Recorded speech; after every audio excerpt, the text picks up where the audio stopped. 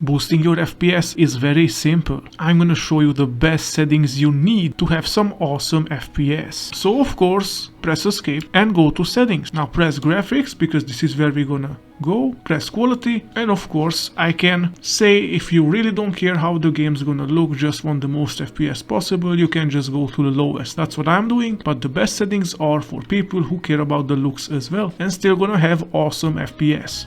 Now anti-aliasing is one of the most taxing on the computer, so basically just put it to low and no, you're not gonna miss out on too much. The next one is ambient occlusion, and don't worry, you can put this up to high. The same with the screen space reflections as well, just put it up to high. Now view distance, I would recommend it on high again because you have to see, of course. Now for the character count, I would say if you have a weaker CPU, just leave it at low. Overall, you're not gonna miss much. For post-processing, I would just put it to epic. You're not gonna miss out on performance, but on looks, oh yes you will. And the same can be said for character quality, they just look better and not gonna mess with the performance. Shading quality as well, just put it on epic, you're not gonna regret it. Shadow quality can go on high. Distant shadow quality can go on high as well. The texture, I always say just leave it on the highest because texture doesn't take too much. If you have the VRAM, of course, so probably 8 GB or up. For the graphics card, once again, for anisotropic filtering